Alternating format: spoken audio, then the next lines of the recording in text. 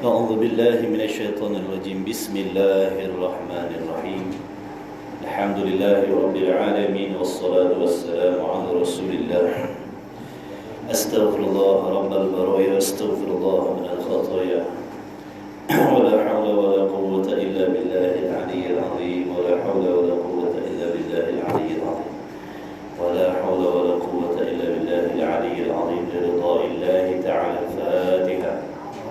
أعوذ بالله من الشيطان الرجيم بسم الله الرحمن الرحيم الحمد لله رب العالمين الرحمن الرحيم مالك يوم الدين إياك نعبد وإياك نستعين اهدنا الصراط المستقيم صراط الذين أنعمت عليهم غير المغضوب عليهم ولا الضالين آمين.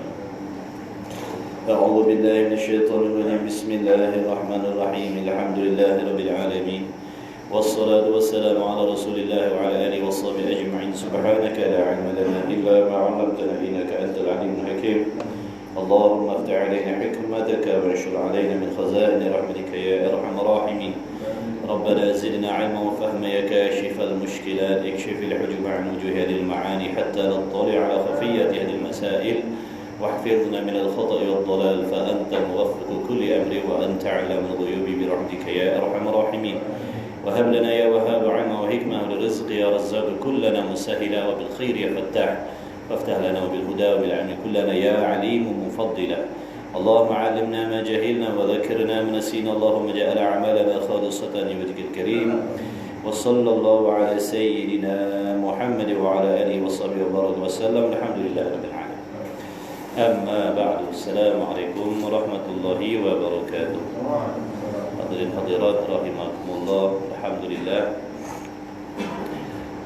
bersyukur kita kehadrat Allah Subhanahu wa taala yang mengurniakan nikmat taufik dan kesihatan dapat kita bertemu lagi pada malam ini. Diharapkan tuan-tuan puan-puan hadirin hadirat sehat walafiat dan insya-Allah sama-sama kita memperbaiki dan memperbetulkan niat kita.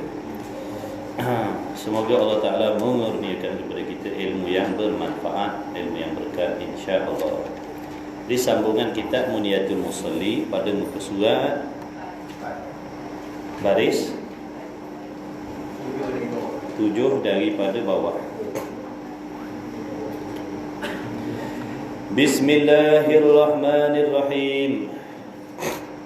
Qala Syekhul Musannif rahimahullahu ta'ala wa nafa'ana bi'ulumihi fid daraini amin. Muniyatul Musalli awal kitab lagi. Pada kata musannif,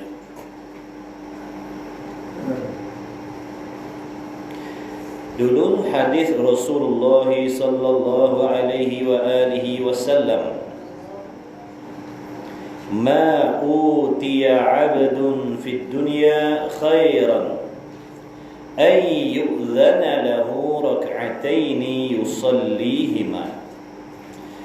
Sabda Nabi sallallahu alaihi wa alihi wasallam, tiada diberi akan seseorang hamba di dalam dunia yang terlebih kebajikan selain daripada diizinkan baginya, bagi seseorang hamba itu, pada mengerjakan 2 rakaat yang disembahyangkan akan keduanya. Jadi nak bagi tahu apabila seseorang itu diberi taufik oleh Allah sehingga boleh menunaikan 2 rakaat sembahyang, yakni dia dapat mendirikan, melaksanakan sembahyang seperti mana yang disuruh oleh Allah, cukup syarat-syarat dan rukunnya. Ya, solat seperti mana yang diajar oleh Rasulullah sallallahu alaihi wasallam, cukup khusyuknya, sempurna khusyuknya, hadir hatinya, ikhlas hatinya, betul rukun-rukunnya, cukup syarat-syaratnya. Jadi itulah perkara yang terlebih kebajikan nak banding dengan nikmat-nikmat yang lain. Tak dapat nak ditandingi. Nikmat yang tak dapat nak ditandingi, tak dapat nak tanding. Kalau orang Allah Ta'ala bagi harta, kalau orang Allah Ta'ala bagi pangkat, kalau orang Allah Ta'ala bagi nama, bagi macam-macam, tak sama dengan Allah Ta'ala memberi seseorang itu taufik menunaikan solat 2 rakaat. Mana terlebih mahal lagi, terlebih mulia lagi, terlebih berharga lagi. Sebab tu dan tuan-tuan, perempuan, hadirin hadirat, kalau kita hidup atas dunia ni, walau tak kaya mana pun, walau tak mewah mana pun, orang tak kenal kita pun tak pun, asalkan Allah Ta'ala bagi kita taufik boleh menunaikan sembahyang, tu lebih bernilai, tu lebih berharga lagi tuan-tuan. Tu lebih bernilai, lebih berharga lagi. Nak bandingkan dengan orang yang Allah Ta'ala bagi kekayaan tapi tak dapat menunaikan sembahyang, tak ada untung. Jadi bersyukur, bersyukur alhamdulillah. Sebab tu bila kita dapat melaksanakan sembahyang, ingat itu semua nikmat daripada Allah. Nikmat daripada Allah. Jangan pandang diri kita. Pandang tu semua anugerah, pemberian, nikmat, taufik daripada Allah. Allah pinjamkan akal, Allah pinjamkan tubuh, Allah pinjamkan roh, Allah pinjamkan Allah Ta'ala pinjamkan ilmu, Allah Ta'ala pinjamkan kefahaman, Allah pinjamkan ingatan, diberi taufik, digerak-gerikan tubuh badan kita, sehingga dapat kita menunaikan sembahyang. Jadi kita kena ingat, bila kita dapat melakukan ibadat, khususnya sembahyang sebagai contoh, ingatlah tu semuanya semata-mata anugerah pertolongan daripada Allah. Jangan pandang diri kita. Jangan pandang dengan sebab ilmu aku, dengan sebab sihat aku dah. Pandang tu semua adalah nikmat daripada Allah. Barulah insya-Allah takkan ada dalam hati kita perasaan nak ujub, nak riak, nak takabur. Tak adalah kita menginginkan dipuji. Barulah insya-Allah tak timbul dalam hati kita nak dipuji, nak disanjung, nak dihargai, nak dengar puji-pujian daripada orang. Sebab apa? Sebab kita sedar dan kita tahu semua itu adalah milik Allah, anugerah daripada Allah. Orang yang ujub, orang yang riak, orang yang takabur, orang yang sum'ah ni adalah orang-orang yang lupa kepada nikmat Allah. Dia berasa dia punya.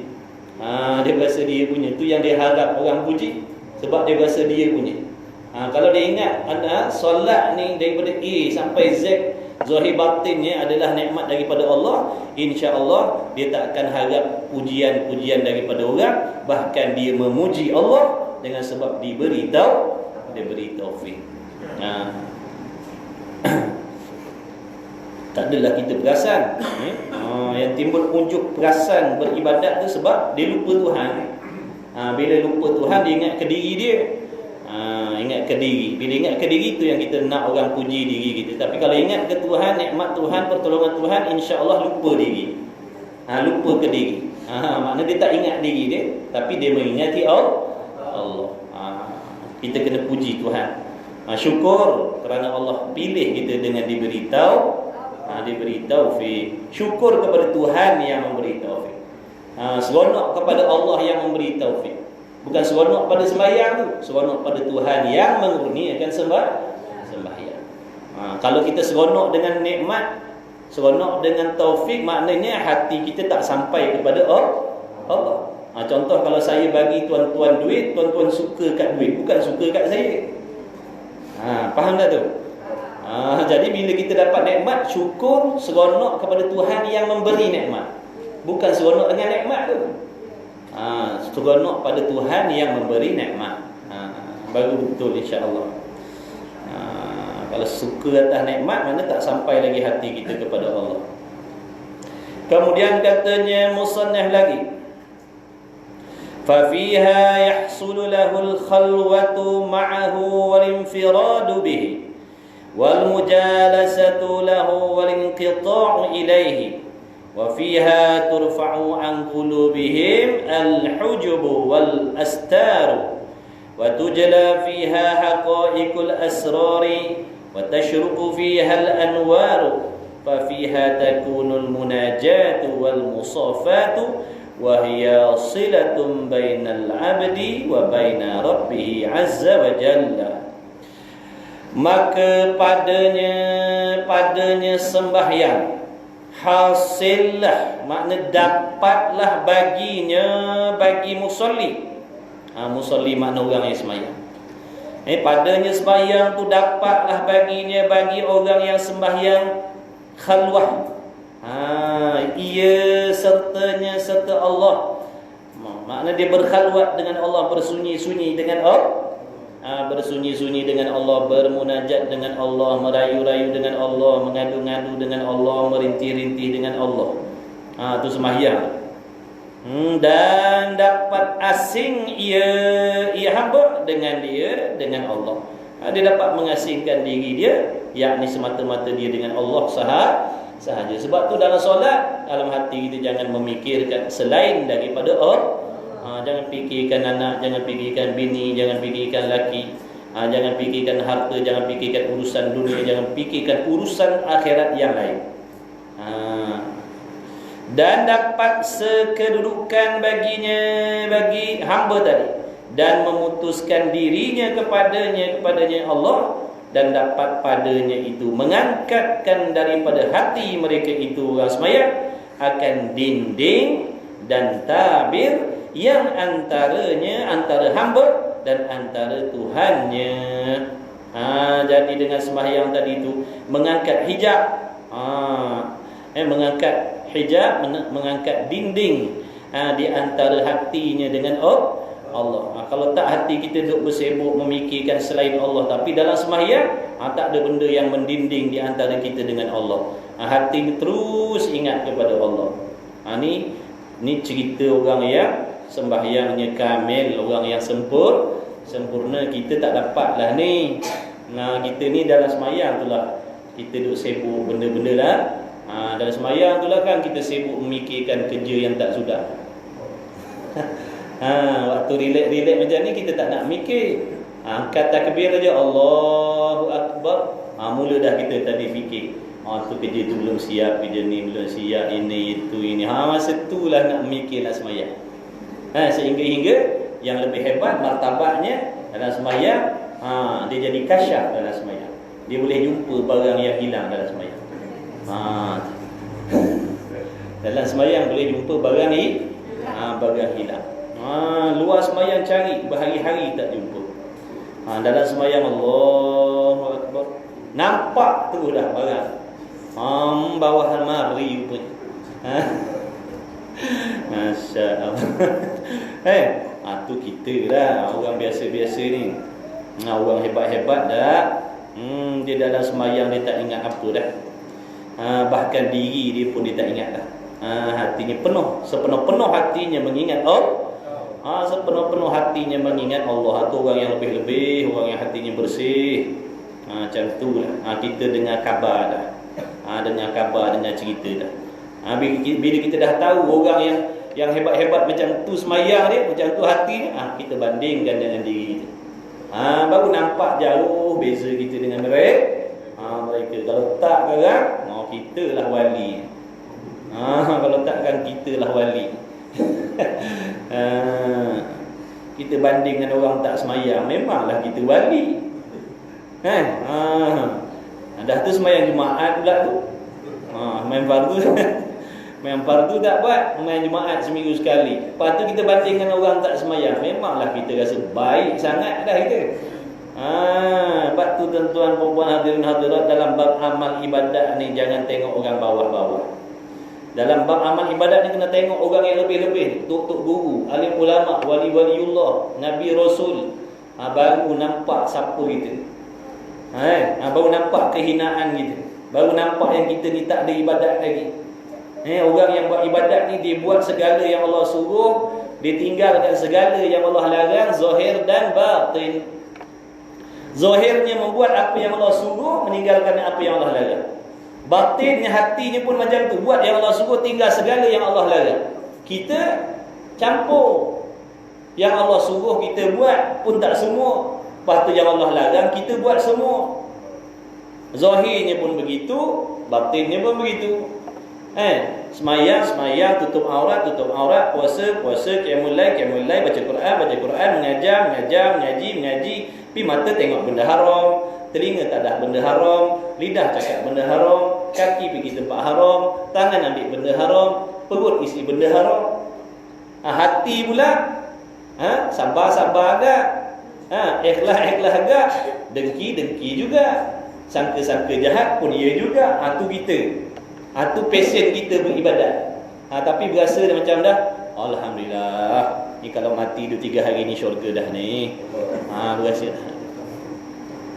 Nampak tak? Mana ujub, perasan. Padahal belum hasil ibadat lagi tuan-tuan. Belum hasil lagi ibadat.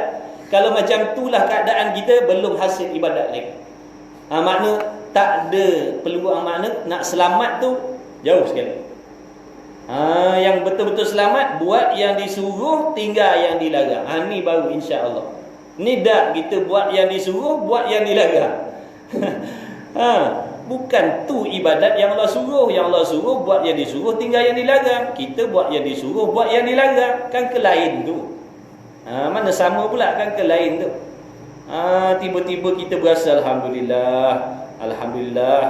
Dah ada ibadat dah. Perasan sahaja. Kita ni banyak perasan. Penyakit ujub. Perasan. Ibadat tak ada lagi, tapi berasa macam dah ada ibadat. Lepas tu tak kira lagi ibadat yang buat tu dengan ilmu ke tidak. Tak kira lagi situ. Kalau kira situ, silap-silap tak ada lah ibadat. Bila dah tak ada ilmu, dengan sendiri ibadat tak diteri. Walaupun zahir beribadat, walaupun zahirnya beribadat, ibadat ni rosak, ibadat ni tak diterima. Dan nyatalah padanya itu segala haqaiq. Dalam sembahyang tadi nyatalah, terbukalah segala hakikat-hakikat dan asrar, rahsia-rahsia. Dan teranglah padanya, cemerlang segala cahayanya. Cahaya daripada Allah, makna nur, petunjuk.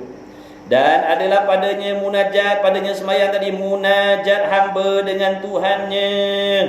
Dalam sembahyang tu dah tak kisah sama ada sembahyang fardu ataupun sembahyang sunat. Sembahyang tu adalah munajat hamba dengan Allah. Nak merintih-rintih, nak merayu-rayu, nak mengadu-ngadu, itulah dalam sembahyang. Dan jernih hatinya, hati hamba, dan sirnya hati hamba. Dan ialah perhubungan antara hamba dan Tuhannya Azza wa Jalla.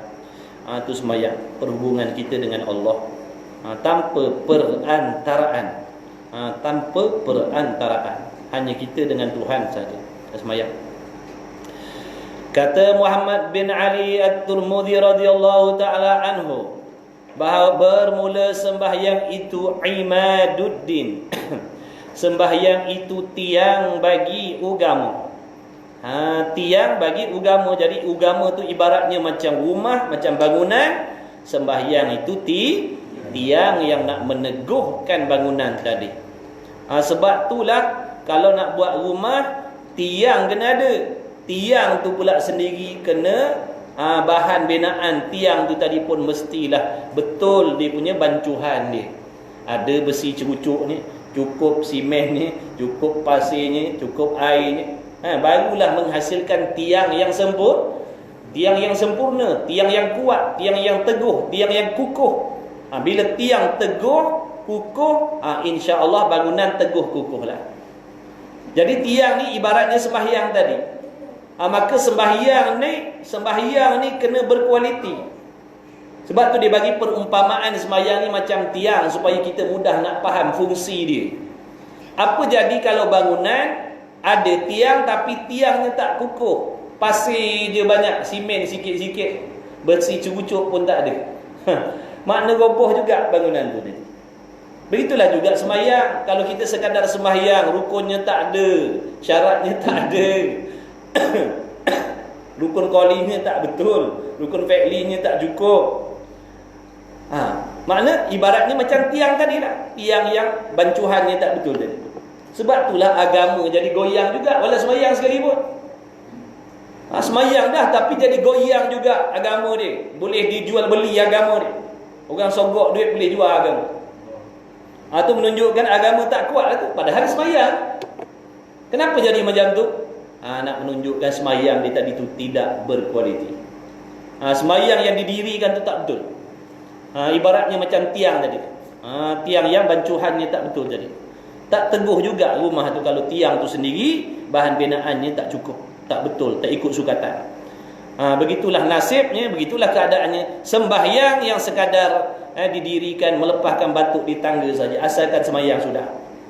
Syarat entah ada entah tidak, rukun entah cukup entah tidak, apa lagi, ikhlas entah ada entah tidak, asalkan sembahyang sudah. Jadi tak maknanya kalau begitu kita belum lagi mendirikan sembahyang, belum lagi. Dan ialah sembahyang yang pertama difardukan dia sembahyang oleh Allah Ta'ala atas segala muslimin itu, iaitu sembahyang yang mula-mula difardukan oleh Allah Ta'ala. Bermula sembahyang itu berhadap Allah Ta'ala atas segala hambanya, supaya berhadap segala hamba itu kepadanya Allah dalam rupa kehambaan, dengan keadaannya hamba tadi tadhallulan, yakni merendahkan diri. Ni masuk dalam kata rupa sembahyang yang batin. Rupa sembahyang yang batin makna kelakuan hati. Dari sembahyang ni ada kelakuan zahir, ada kelakuan batin. Kelakuan zahir berdiri, rukuk, sujud, i'tidal, itu kelakuan zahir. Jadi kita kena mendirikan kedua-dua ni, kelakuan zahir dan kelakuan batin. Mana bukan sahaja zahirnya berdiri, rukuk, tunduk, sujud dan sebagainya, hati pun ada kelakuan dia. Ini di antara kelakuan hati yang dimaksudkan dengan rupa batin sembahyang, iaitu merendahkan diri.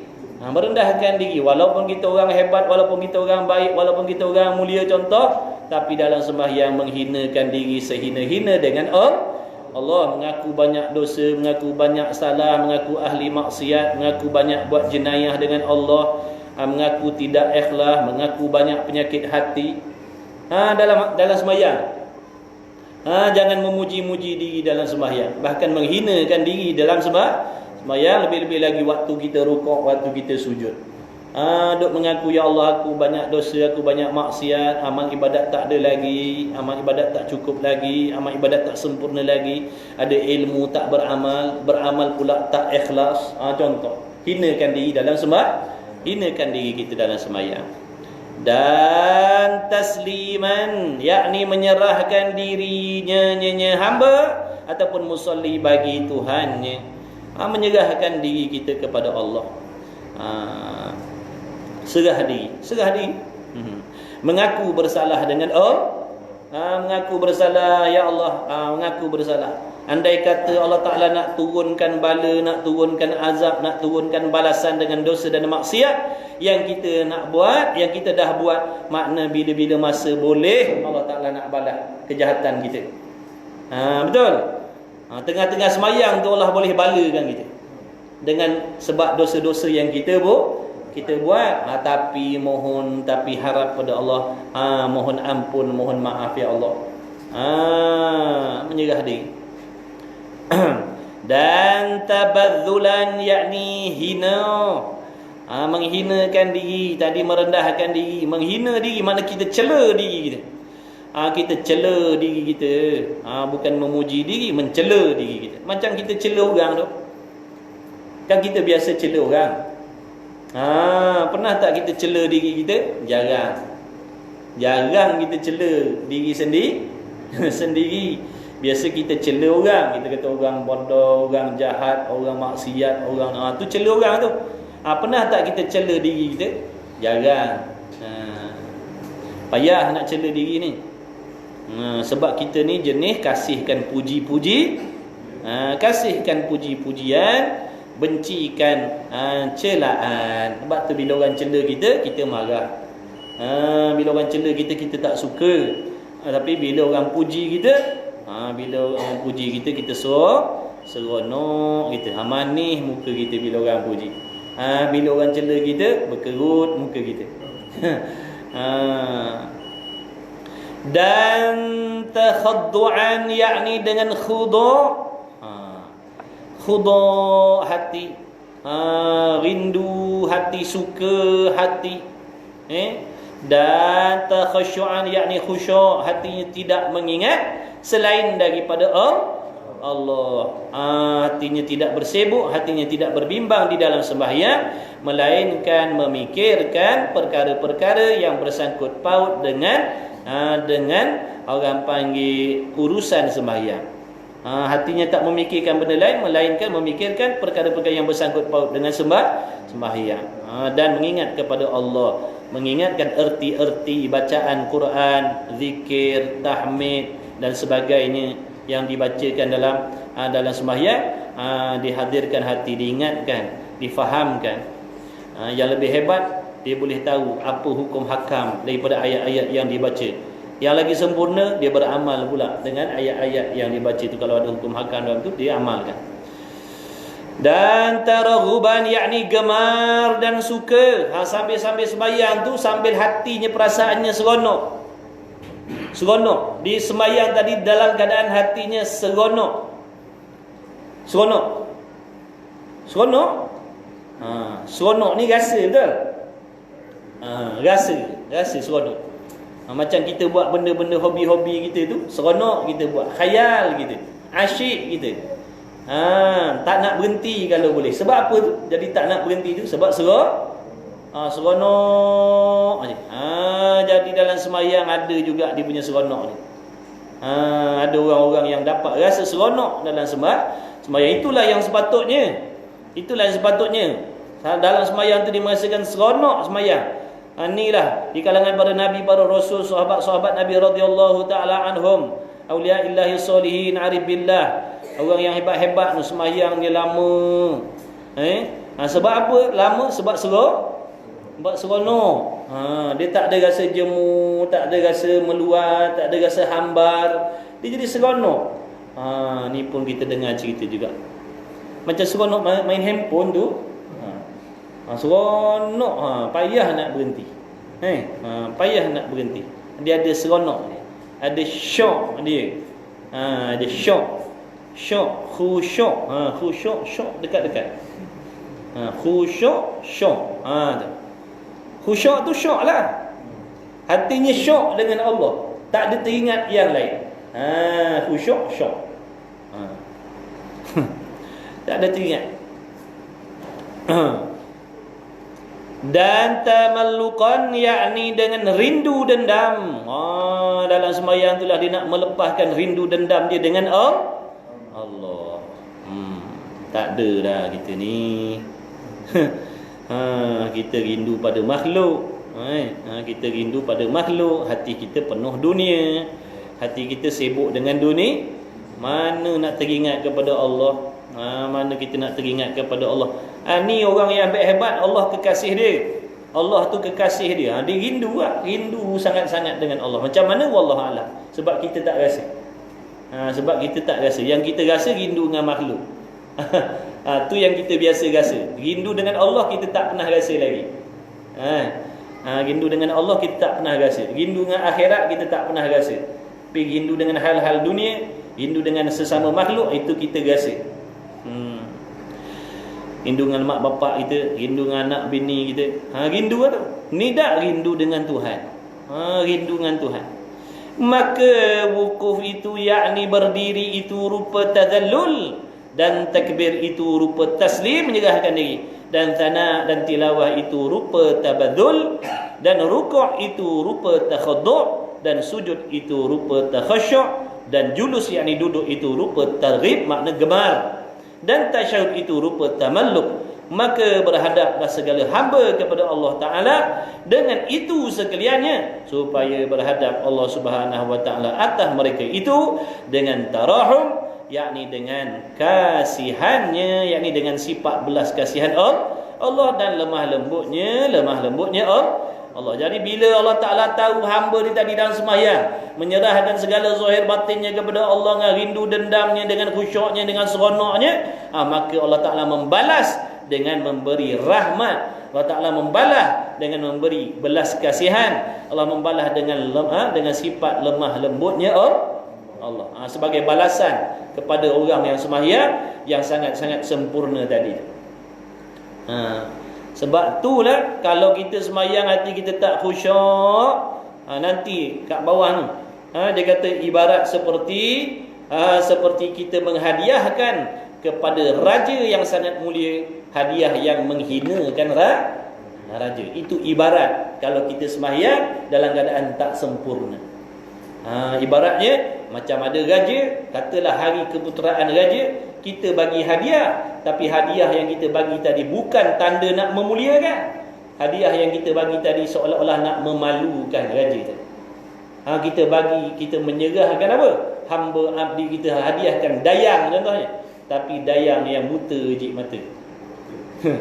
Kita bagi hadiah kat raja tadi dayang yang buta je mata, yang tak ada kaki tangan, kita bagi hadiah kepada raja. Agak-agak kita dapat apa kalau bagi hadiah raja macam tu?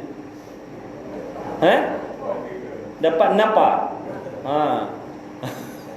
Maknanya nak menempah kemurkaan itu bukan nak mencari keredaan raja, tu nak mencari kemarahan kalau serah dayang ku intan lain. Kena dayang ku intan. Tu dulu punya. Ni jam tak ada, dah dayang ku intan. Ni jam dayang lain. Dayang apa tak tahu sekarang. Jadi itu perumpamaan orang yang semayang. Bila kita semayang tak khusyuk, tak khudu', kita buat lebih kurang. Ibaratnya macam kita memberi hadiah yang tidak sempurna. Jadi bukan nak mengundang, bukan nak mencari redha Allah. Cara kita sembahyang macam tu nak mengundang kemurkaan Allah. Tengok tuan-tuan, kita fikir, ni orang sembahyang ni. Makna sembahyang ni kalau tak betul pun boleh mengundang kebencian Tuhan juga kepada kita. Yang tak sembahyang agak-agak macam mana? Yang sembahyang pun belum tentu lagi. Kalau cara mendirikan tadi tak mengikut apa yang Allah perintah. Apatah lagi yang tak sembahyang langsung. Sebab tu jangan buat main-main dengan sembahyang. Jangan ambil remeh-temeh. Kena ambil berat, ambil peduli. Ni tuan-tuan belajar bab sembahyang ni. Inilah tanda tuan-tuan nak menjaga sembahyang. Menjaga sembahyang ni bukan semata-mata masuk waktu sembahyang berjamaah. Dah luas maknanya. Maksud menjaga sembahyang ni, kita belajar syarat rukun untuk kita nak memastikan sembahyang kita tu terselamat daripada perkara-perkara yang boleh membatalkan sembahyang, terselamat daripada perkara-perkara yang boleh membatalkan pahala sembahyang dan sebagainya. Sebab itulah tuan-tuan belajar ni, tanda tuan-tuan menjaga sembahyang lah ni.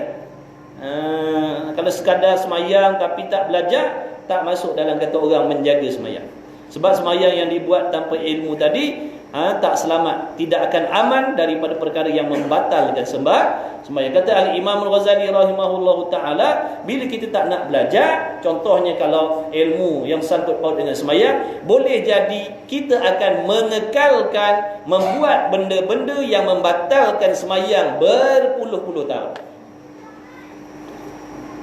Bila kita tak belajar bab sembahyang daripada A sampai Z, perkara yang bersangkut paut dengan syarat rukun dan sebagainya, boleh jadi kita akan mengekalkan, membuat benda yang membatalkan sembahyang berbelah dan berpuluh tahun. Makna tiap-tiap kali sembahyang, tiap-tiap kali tu juga kita membuat benda yang membatalkan sembahyang. Tapi tanpa kita sedar, tanpa kita tahu. Kerana kita tak ada ilmu. Kerana kita tak ada ilmu. Contoh, kita mandi wajib pun tak tahu. Mandi wajib pun tak tahu. Ambil wuduk pun tak tahu. Tapi sembahyang, apa yang akan jadi pada sembahyang walaupun kita dah sembahyang belah tahun puluh tahun? Tak sah. Nampak tak? Sebab tu penting ilmu. Penting ilmu.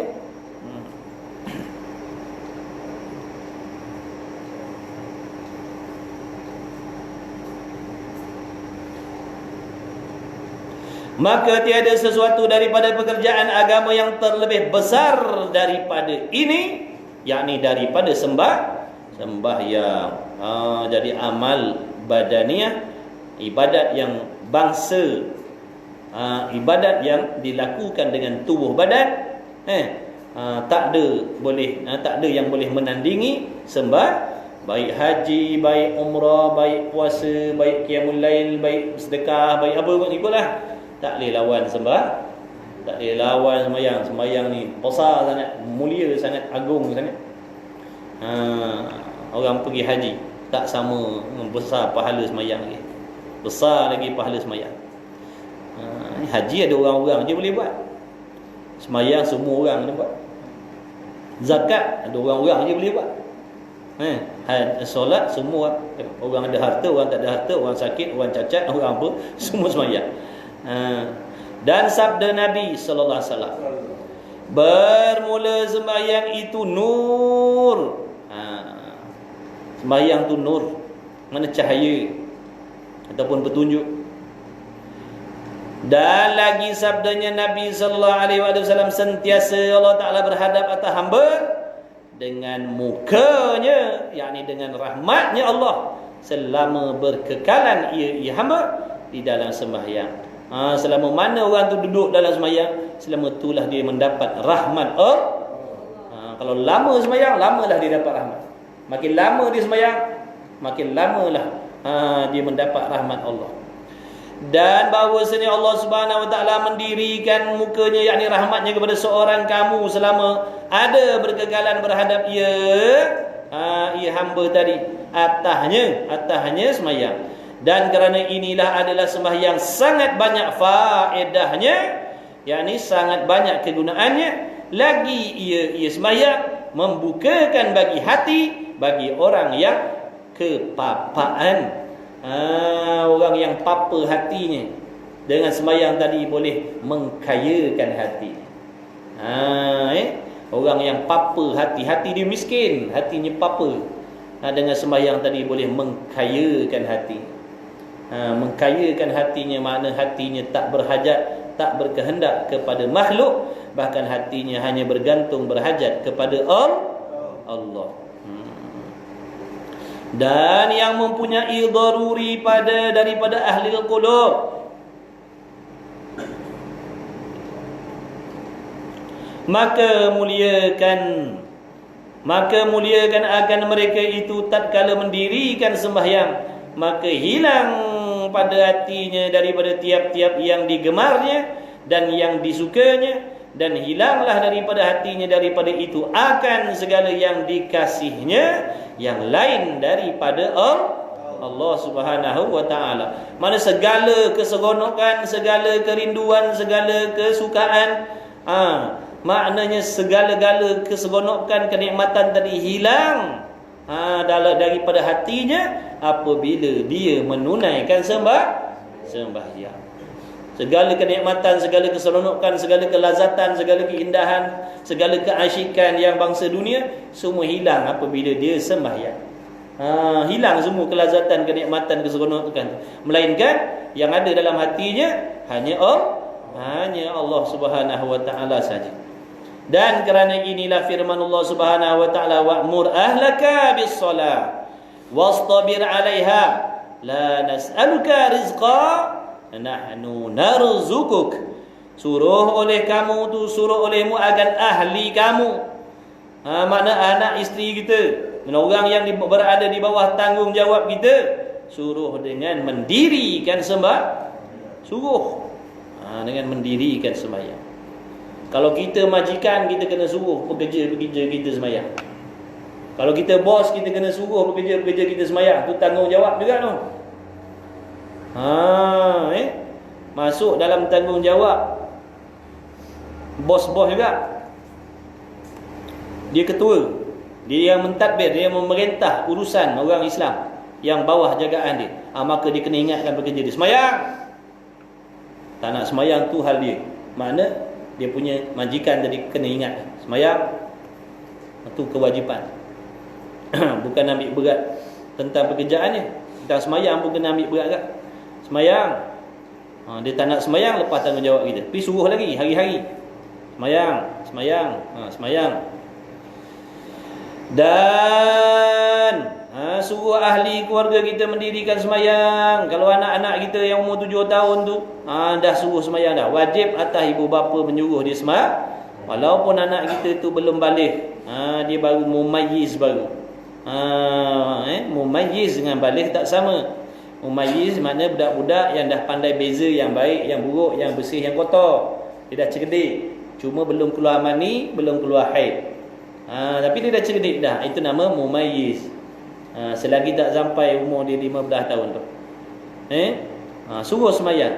Makna tiap-tiap waktu mak bapak kena ingatkan, Mamat semayang, Mamat dah Zuhur pergi semayang, Mamat dah waktu Asar pergi semayang, Mamat dah waktu Maghrib pergi semayang.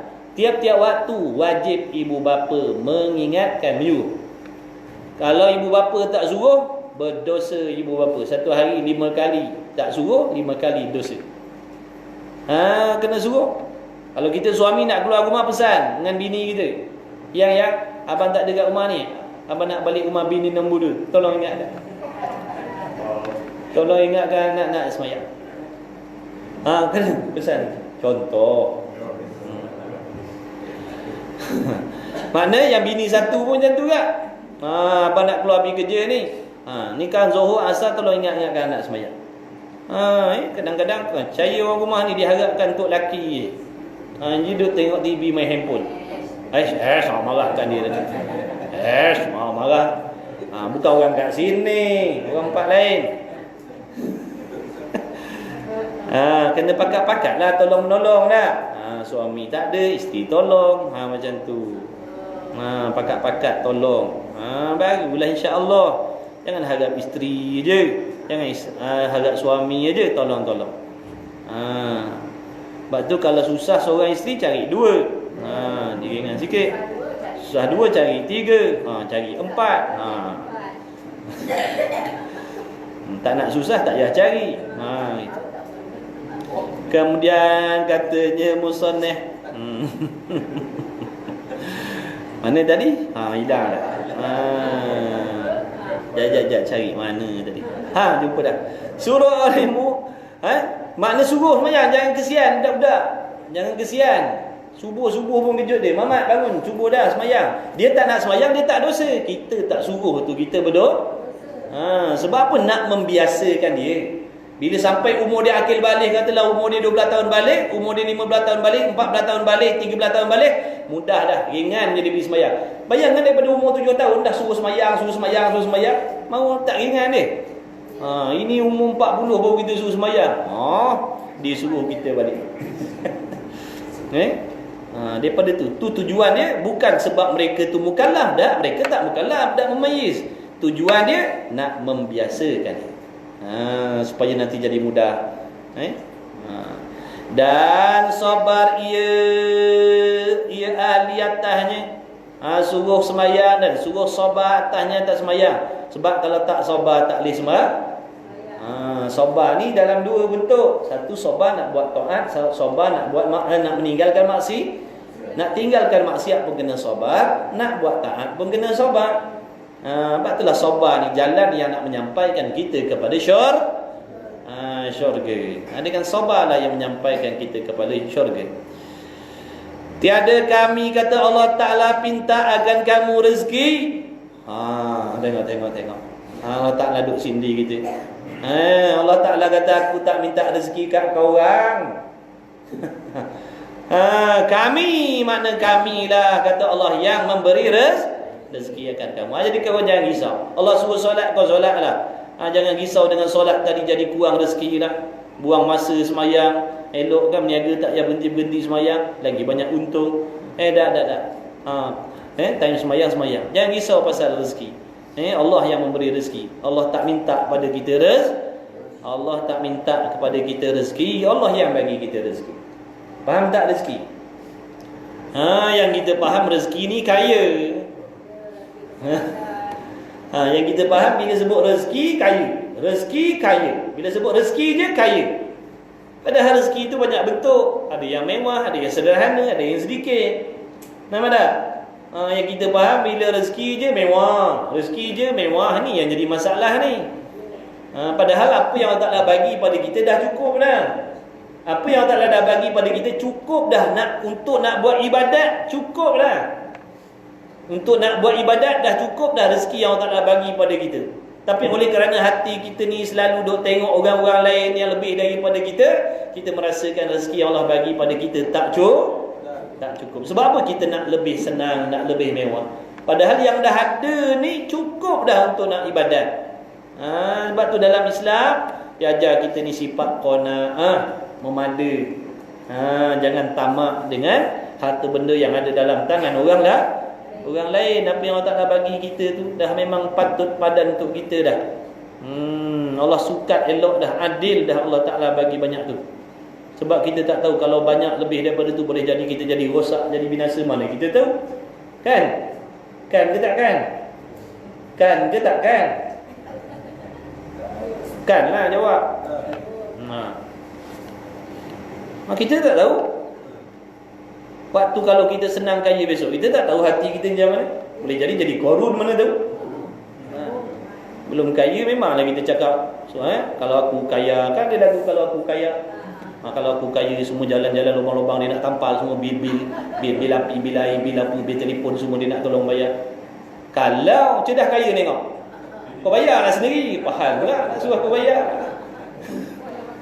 Nyanyi boleh lah kalau aku kaya, kalau aku kaya. Lagu dah. Cik kaya tengok. Silap orang datang minta sedekah tutup pintu dah.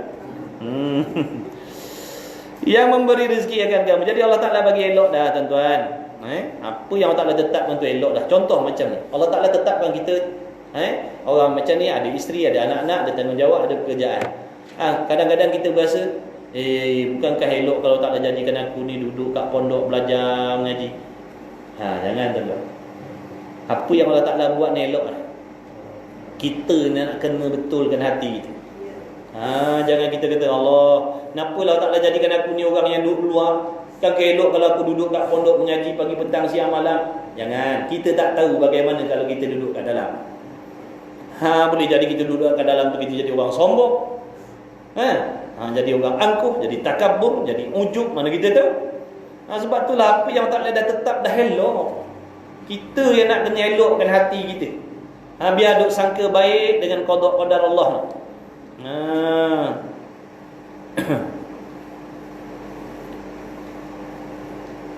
Kita nak kena ejah-ejah, selok. Luar ni pun ibadat ke? Cari rezeki. Ibadat ke?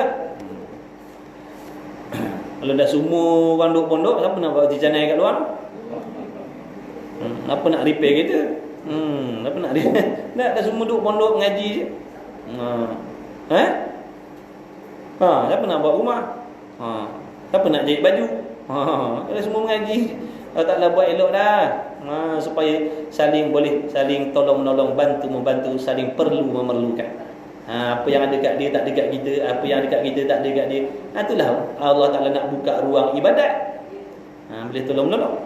Kemudian katanya musannif lagi, dan sebenarnya bahawasanya adalah ia sembahyang tempat sejuk mata hati hamba Allah yang arifin. Makna wali-waliullah, kekasih-kekasih Allah dalam sembahyang itulah mereka mendapat sejuk mata hati. Kita panah hati je sembahyang. Kita sembahyang tapi panah hati, resah gelisah je sembahyang itu. Orang-orang ni sejuk mata hati, tenang, aman, damai. Tak ada masalah, hilang segala permasalahan dia. Segala ujian yang berat-berat yang Allah Ta'ala timpakan atas diri dia, bila dia sembahyang hilang benda-benda. Tu di antara maksud sejuk mata hati. Dia sebesar-besar mana masalah pun, dengan sembahyang dia jadi seronok, jadi hilang, jadi lupa. Dan dengan sembahyang tetap mata hatinya, iaitu ibarat daripada suka. Seronok. Dan sembahyang tadi dia seronok. Adakah kita seronok dengan sembahyang? Wallahualam. Tanyalah diri kita sendiri. Adakah kita seronok dengan sembahyang? Ataupun kita rasa resah gelisah, ataupun kita rasa menyampah, ataupun kita rasa meluat. Itu semua jenis perasaan hati dah tu. Dan kesenangan dalam hatinya, dalam sembahyang tadi hatinya merasakan kesenangan. Dia tak berasa susah hati dalam sembahyang. Dan sempurna nikmat dan lazat yang hasil, yang dapat, yang diperolehi daripadanya, daripada sembahyang, sehingga muafakat dan berjinak-jinak dengan dirinya. Tetapi yang dikatakan sejuk mata hati tadi, ketenangan tadi, kesukaan tadi, bersalah-salahan ia. Mana tak sama? Tak sama. Kalau ada 10 orang semayang, yang dikatakan ketenangan dalam hati tadi tak sama ketenangan tadi. Yang dikatakan kesukaan tadi tak sama, dalam 10 orang tu tak sama.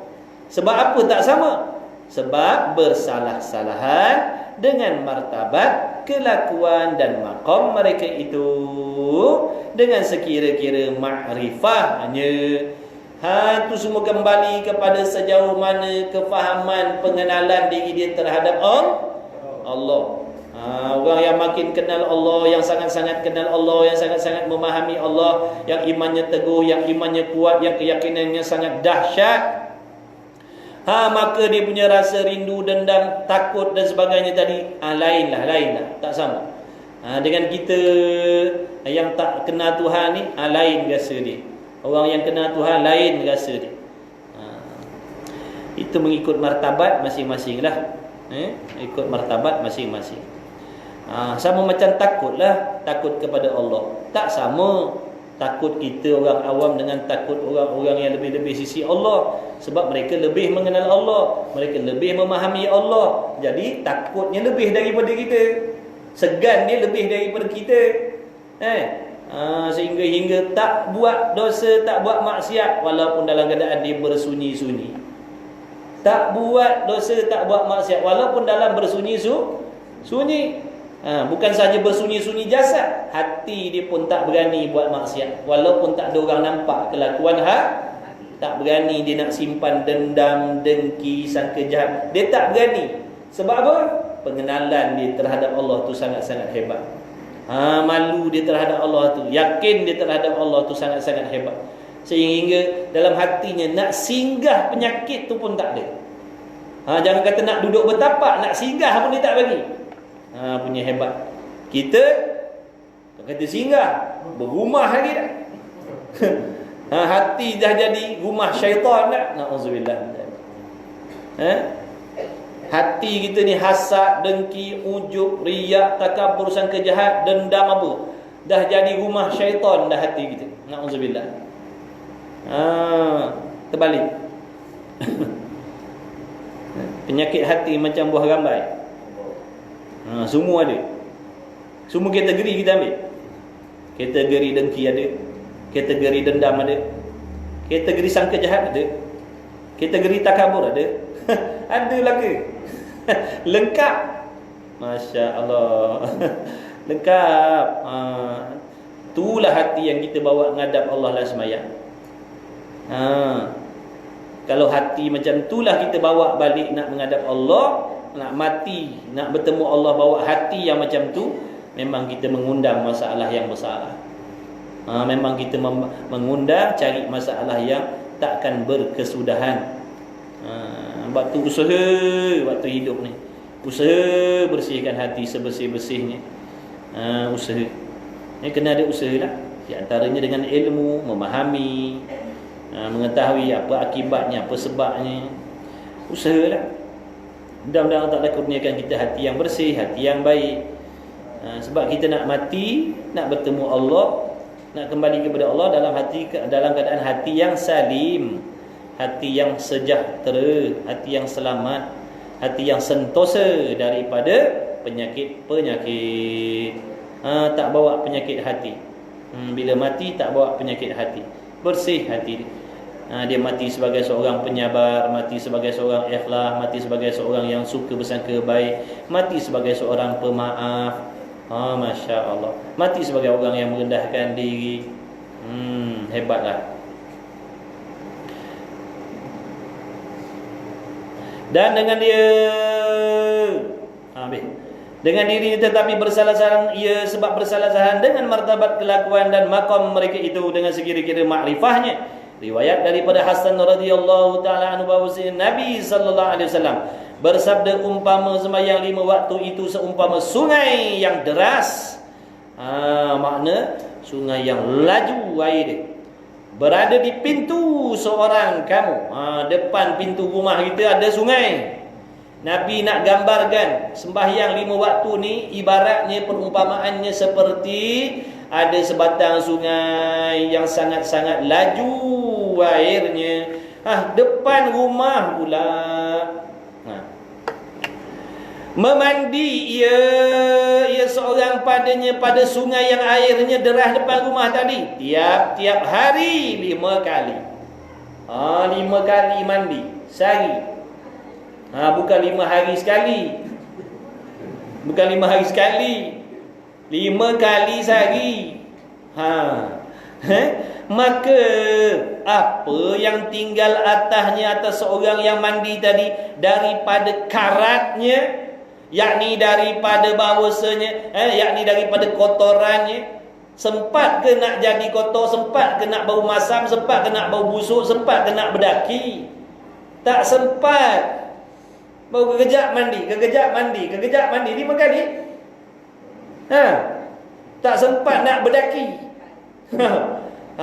Maksudnya orang yang semayang 5 waktu ni tak sempat dosa-dosa kecil tu nak singgah lama pada tubuh badan dia. Dengan sebab semayang 5 waktu ni, tubuh badan kita bersih daripada dosa-dosa kecil. Dengan sebab semayang. Tapi semayang yang betul. Semayang yang betul. Nama dia tak sedar sembahyang 5 waktu tu sendiri membersihkan dosa-dosa kecil. Kalau ada dosa besar, itu berhajat kepada bertaubat. Pendek katanya, kalau orang tu dia selalu bertaubat, taubatnya betul, kemudian dia pula sembahyang 5 waktu, pendek katanya mati tak buat dosa. Dosa besar dah hapus dengan taubat.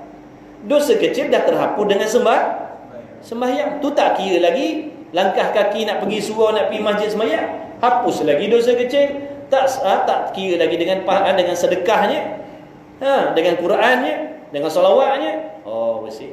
Makna nak bagi tahu memang Allah sangat-sangat nak mengampunkan dosa. Memang Allah Ta'ala sangat-sangat nak mengampunkan dosa kita kalau kita sudi. Kalau kita sudi.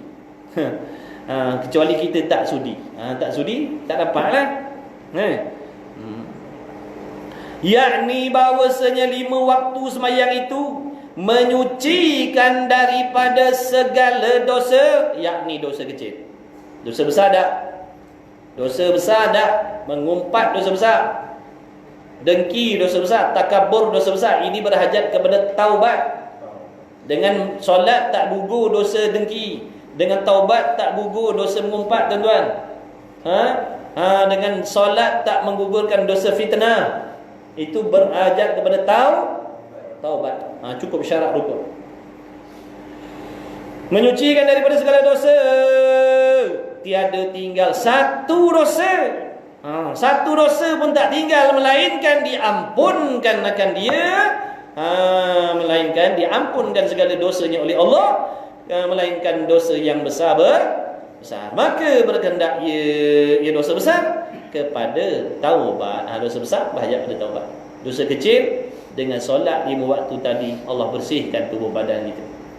Maka rugilah orang yang tak solat. Bayangkan kalau 50 tahun tak solat, 40 tahun tak solat, 30 tahun tak solat, gak-gak macam mana dosa kecil dia.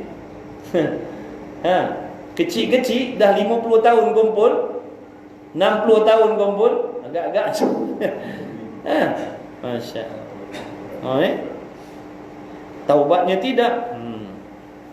Dan riwayat daripada Ubadah bin Samit sabda Nabi sallallahu alaihi wasallam, sembahyang 5 sembahyang ini difardukan oleh Allah Ta'ala segala hamba, maka barang siapa mendatangkan dia sembahyang sempurna. Siapa yang mendirikan sembahyang 5 waktu tadi dengan sempurna, betul syaratnya, betul rukunnya, betul ikhlasnya, betul akidahnya.